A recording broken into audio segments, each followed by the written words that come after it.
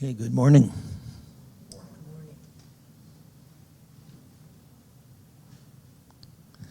The practice of insight meditation, which is my primary practice, also known as Vipassana, is a mainstream teaching here at Buddhist Temple Center. It's not the only one, but it's perhaps the primary one. Insight meditation is awareness of the experience of the body, awareness of thoughts, awareness of all of the senses. So it's awareness of what we call reality in this moment: seeing, hearing, sensing, tasting, smelling, whatever else I let out, thinking. So our experience of reality is based upon the five senses and our thinking, which ties them all together. So the practice is about being aware of each of these. This morning I'd like to focus on practice of awareness of the body, awareness of sensations, and the particular benefit or value, I should say, and importance of being aware of the body sensations. So how do we become aware of the body? Well, the most simple way is to become aware of our posture. Are we sitting, standing, lying down, walking? Those are the four postures that the Buddha talked about as the primary postures for meditation. We could meditate sitting, standing, lying down, or walking. And if we're sitting, standing, walking, so forth, being aware of the posture and the movement of the body. So just being aware of the body as it is experienced in space. Then another aspect of body awareness is awareness of the sensations, the feelings in the body. This is what appears to be inside the skin. The tension, the warm, cold, tingling, itching, throbbing, pulsating, whatever else you may feel in the body. So the body awareness brings us into the aliveness of the body. We become aware of this body is alive. It's not just a place to house the mind, but it has a life of its own. And as I mentioned in the meditation, that being present to the body is being present in the moment, because the body only knows this moment. If you're feeling pleasure or pain, and you're aware of feeling pleasure or pain, it's happening right now. In the mind, we live in the past or the present, or the past or the future, I should say. The mind doesn't really know the present. I mean, in the mind, we can't grasp the present, because as soon as you say, I got it, it's gone, you say. The mind experiences time as something constantly passing. But the body doesn't. The body experiences time only in the present moment. You know, if you eat a strawberry, you're tasting that strawberry, you're tasting it right now. If you're feeling pain, if you're feeling pleasure, you're feeling it right now. The body is always in the present moment. It doesn't know anything else.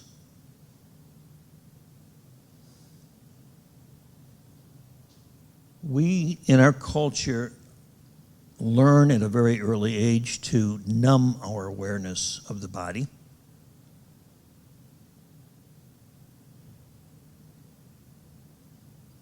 And we do so for a number of reasons. The most obvious is that the body is a source of pleasure, but it's also a source of pain. And so we are conditioned to not want to feel pain.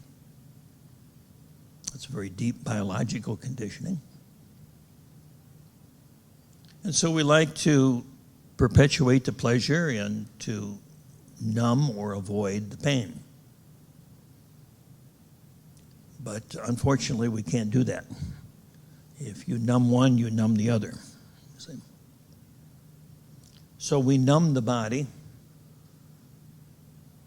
in order to handle the pain that we experience.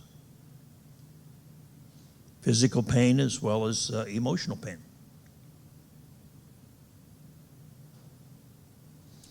The body is instinctive, it's natural, it's not civilized. So it houses emotions, desires that may be socially unacceptable or have been socially unacceptable. You know, we've been told by our parents, you don't say these things in public, and you don't touch yourself in certain places in public, and you know, there's certain ways of being in public that that don't conform to what the body wants to do.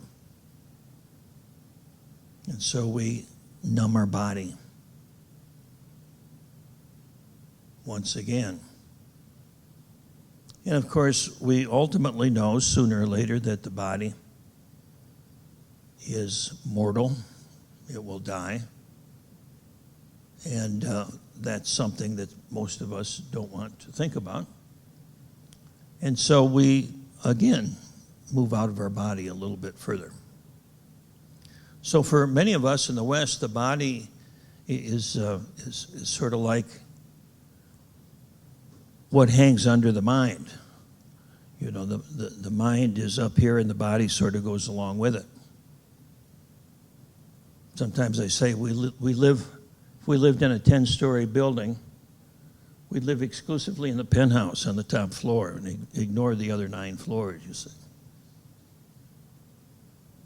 Because it feels like it may be dirty or smelly or not okay or dangerous.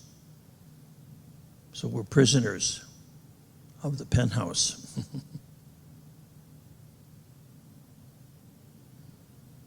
So when we do this, we pay a price. When we suppress our awareness of the body, we suppress our natural feelings of being alive. How many of us have watched 3, 4, 5-year-old children at play and say, where do they get all of that energy? Anybody here not say that? Yeah. You know, we have access to as much energy as they do, don't we? I mean, why not? We probably eat more than they do. we burn more calories than a child does, and yet the child has seemingly much more energy than an adult. And that's typically because a child has not learned to shut down his or her body. We spend much, if not most, of our energy not feeling the body. And so we suppress our aliveness when we numb ourselves from the body. The more socialized children get, the less energy they seem to have. I remember watching my kids go off to kindergarten, skipping and playing and singing. It seemed like 3 weeks later they were off to high school, shuffling along, hunched over, grunting, speaking in one syllables.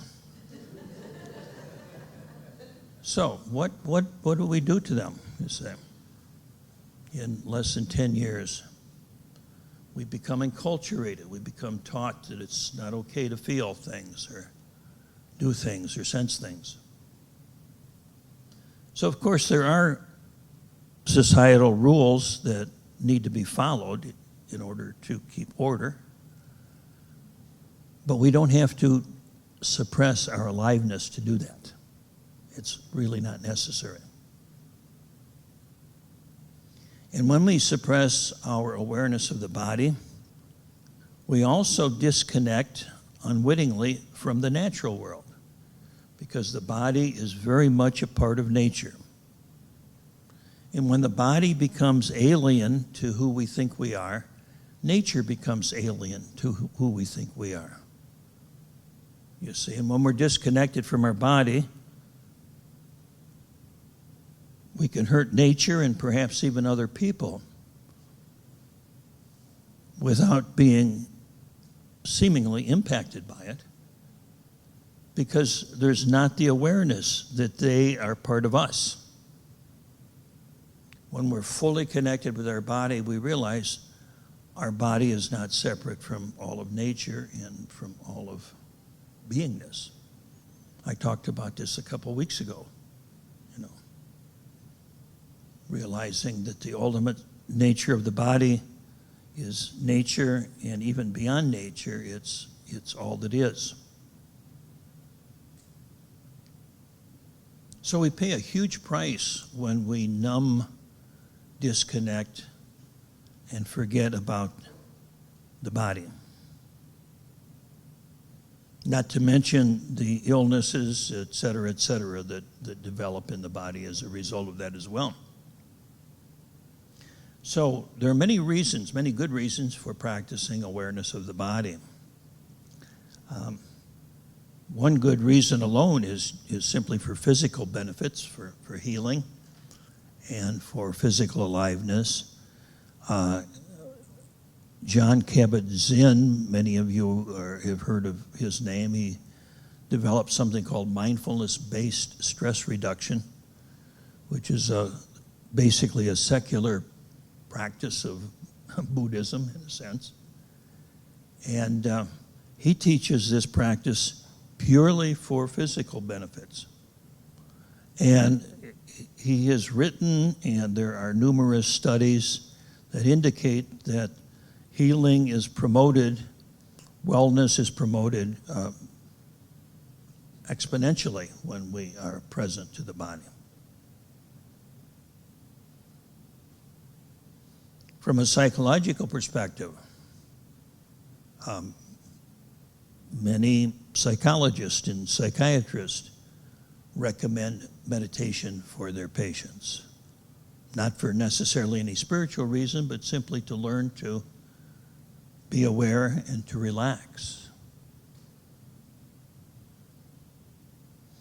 The body is the doorway to the unconscious mind. So, when we're present to the body, we also become present to the deeper aspects of the psyche. Those aspects of the psyche that typically are not available to conscious awareness. And many people pay a lot of money for psychotherapy, and that's not bad. But also, simple awareness of the body will get us in touch with a lot of hidden emotions, desires, memories, and so forth. I can attest to that personally, and so can many other people I know. So when we're aware of the body, we're also becoming aware of the unconscious, or some people call it the subconscious mind. We become aware of that which we've previously been unaware of. And what happens when we do this is it begins to metabolize our experiences. And then we begin to reclaim the body. We begin to become more present in the moment. The word metabolize typically is used when food is converted into energy. Well, in a sense, that's very appropriate for our experiences, because when we reject, repress, or don't, quote, digest each of our experiences, they are kind of like undigested food would be in our body. And I don't have to go into any details about what that's like. That doesn't work very well.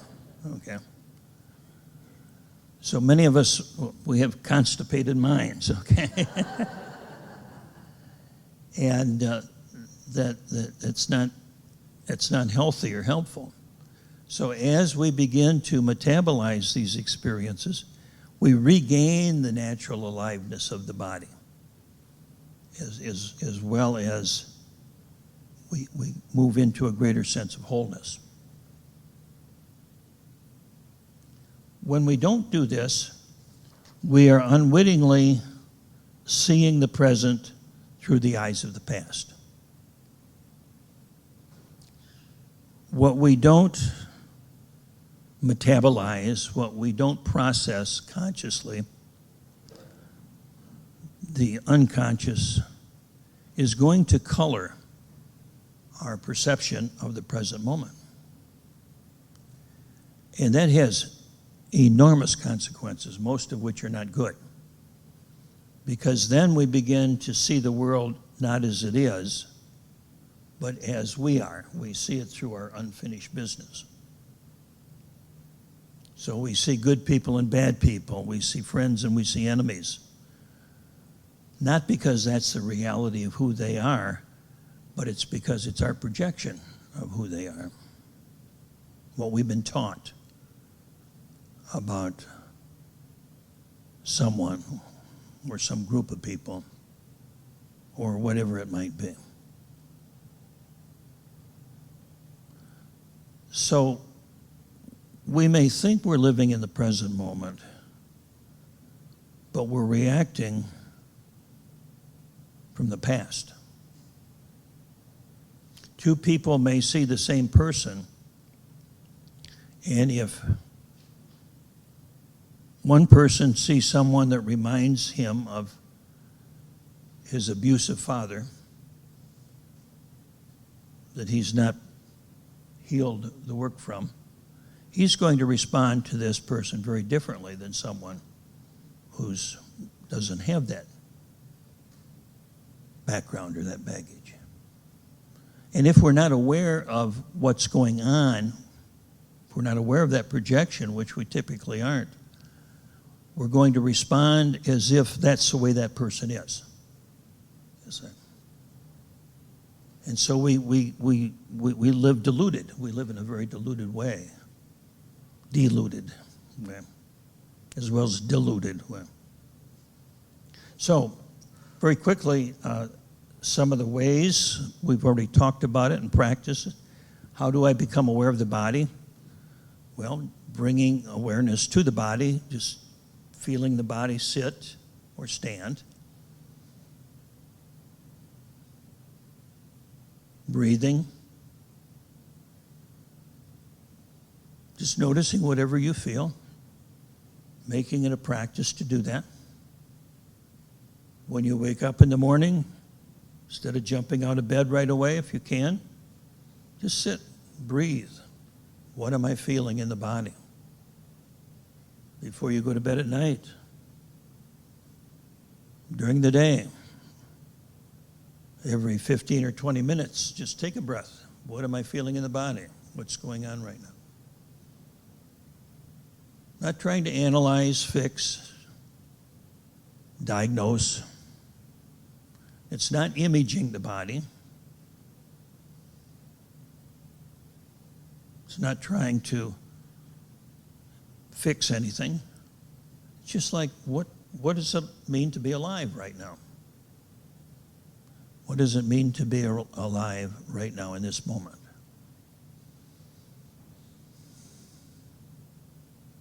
And that aliveness is held in the body, not in the mind.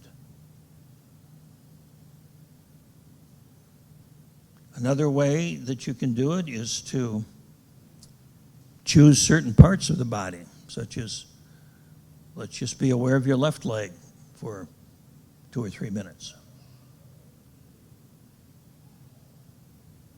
And bring awareness to the right leg for 2 or 3 minutes. then the back, then the front of your body, and then your arms and legs, or something like that. That's another way to do it. Another process is to kind of scan the body, sort of like a MRI or something like that, where the awareness just sweeps the body, top to bottom, bottom to top. So whatever method you use, it's always the same in that you experience the body directly. It's not thinking about the body. So that's the first thing, experiencing the body directly. The second thing is we're not trying to do anything with the experience. We're not trying to fix, solve, resolve, analyze, or anything. Just simply being aware. That awareness connects us with our life in the present moment. So to be fully awake and to be free of suffering, it's essential to be aware of the body. Now, I didn't say to be free of pain. Okay? We may feel pain, but if we feel pain without resistance, pain is part of being alive. We wouldn't be alive if we didn't feel pain. So it's not about trying to not feel pain, but it's about not suffering over our pain. Just letting it be what it is. It's part of having a body. Continuous and direct experience of the body connects us with the deeper reality of the body.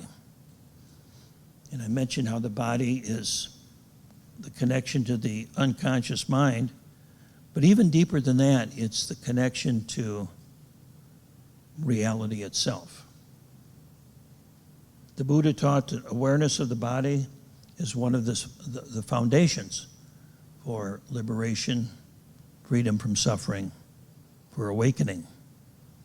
And 2 weeks ago, I believe it was, I talked about the teaching of the Buddha, and I'll just end with this quote, and it's the quote that I began the talk with at that time, and I'm going to paraphrase a tad here, where he says, "In this fathom-long body lies everything you need for liberation from suffering."